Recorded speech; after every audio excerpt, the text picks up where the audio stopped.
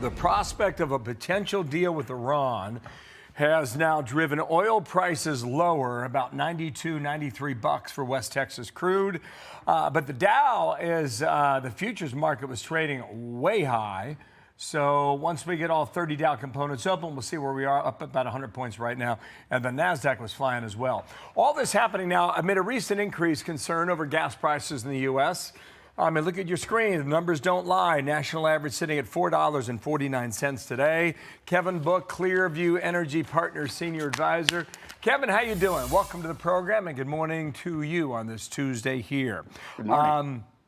Buy the rumor, sell the news. Isn't that what happens these days? How do you see deals take a while to work out, Bill. And so if we're waiting 30 days for demining of the Strait, and then we start evacuating ships, then we start moving new ships in to take out all of the products that have to get restarted in the Gulf. We're a ways from resolution, but the market is reflecting optimism right now. Okay, so opening the Strait really will determine how much we pay for gasoline. In the end, that's what it really comes down to. There's also inventories that have been depleted throughout this crisis.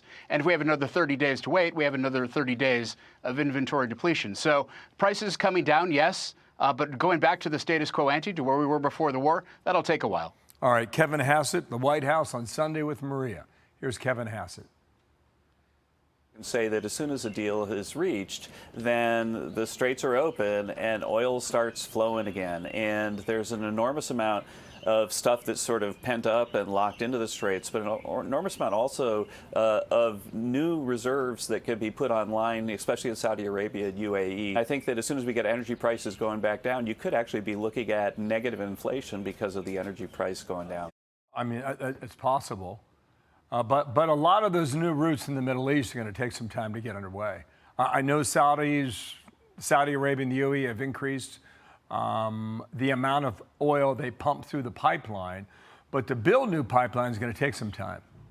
Yeah, the Emiratis are working on expanding their route to Fujairah, which goes around the Strait of Hormuz. That's something they intend to have up and running in 2027.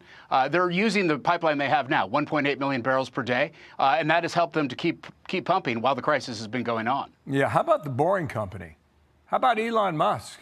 I mean, isn't this idea perfect for what he is designing? To go beneath the earth and dig through the sand with no obstructions?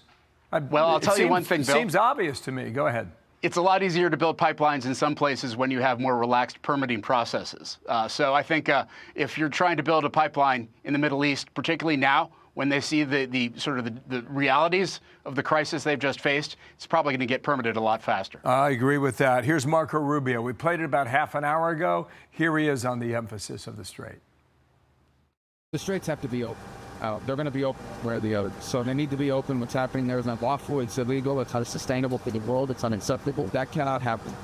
Straits need to be open, unimpeded, without tolls. And obviously that needs to happen to me as soon as I...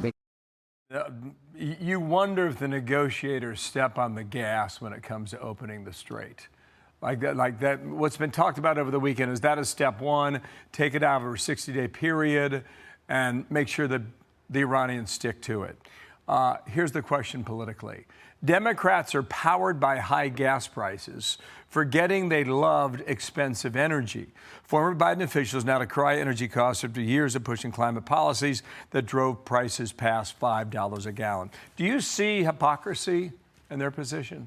There's a couple of things there, Bill. First of all, high prices tend to usher out incumbent politicians faster than they usher in new technologies. So all those who embrace high prices do so at their peril. Second, if you compare the prices to where they were in 2022, on an inflation-adjusted basis, it's not actually $5 a gallon you're comparing it to. It's closer to what would be $5.60 a gallon now. And more importantly, if you look at the share of disposable income the national average gasoline price is currently consuming, it's about 0.8% below where it was at that peak in June of 2022. So I think everybody who drives wants lower prices, and I don't think anybody who makes political hay wants to sleep on that bed when they're in office. Yeah, that's true. Yeah, I mean, $3 and change, I think Americans can handle it, but $5, pushing $5, might test their patience and their wallet. Kevin, nice to see you.